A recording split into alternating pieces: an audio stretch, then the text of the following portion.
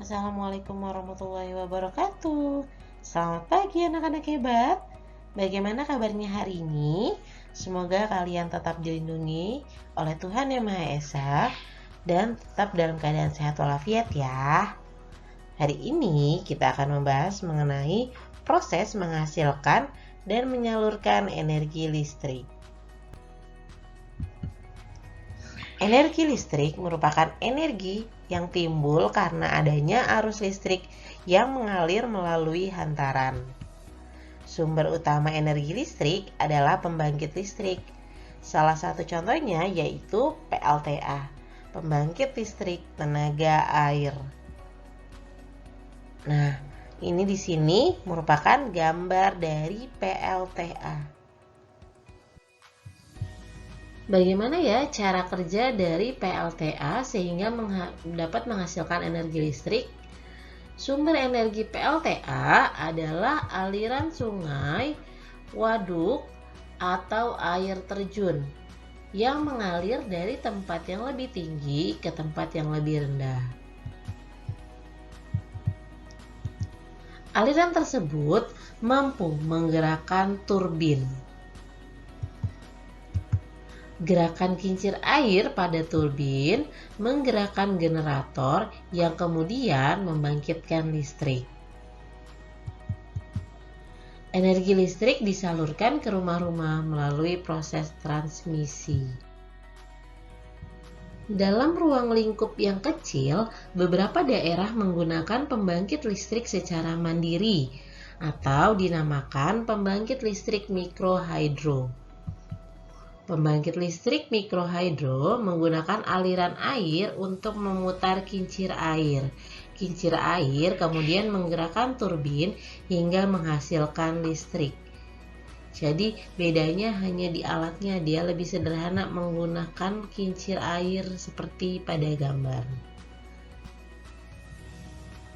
Sekarang kita akan membahas mengenai bagaimana cara listrik dapat kita gunakan dalam kehidupan kita sehari-hari.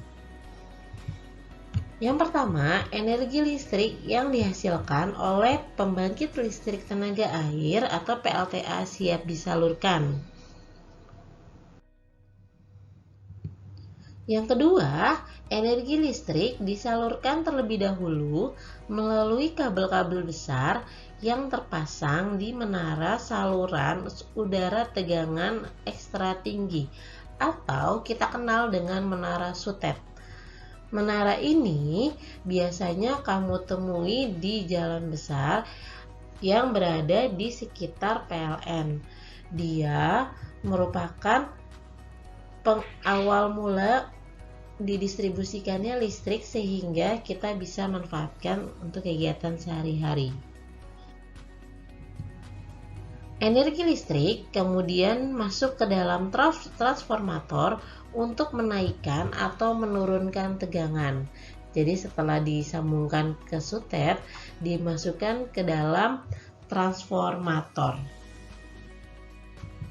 Kemudian, energi listrik disalurkan ke dalam pabrik-pabrik. Pabrik-pabrik biasanya membutuhkan energi cukup besar untuk keperluan produksi mereka.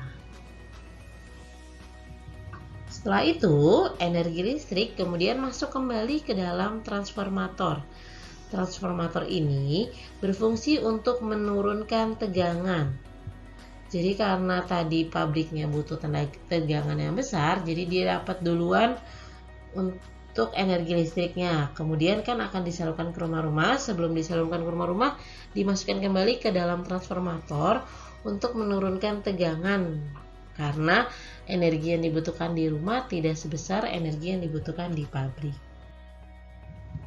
Dan terakhir, energi listrik dari transformator penurun tegangan diterima oleh gedung perkantoran dan rumah-rumah penduduk.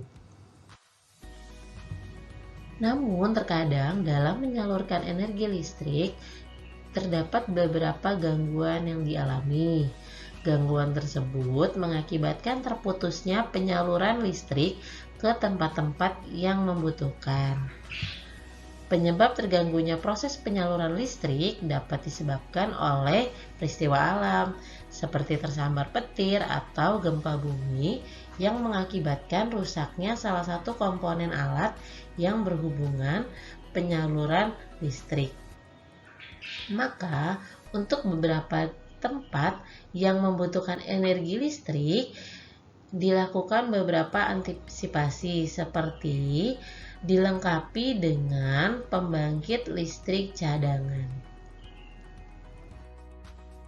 Nah, untuk tugas kalian buat skema penyaluran energi listrik di kertas HVS. Jangan lupa diberi warna. Kemudian kalian jelaskan proses penyaluran energi listrik dalam bentuk video dan kirimkan ke dalam Google Classroom. Selamat mengerjakan tugas. Apabila kalian mengalami kesulitan, silakan kalian menghubungi guru kalian masing-masing. Kurang lebihnya mohon maaf. Wassalamualaikum warahmatullahi wabarakatuh.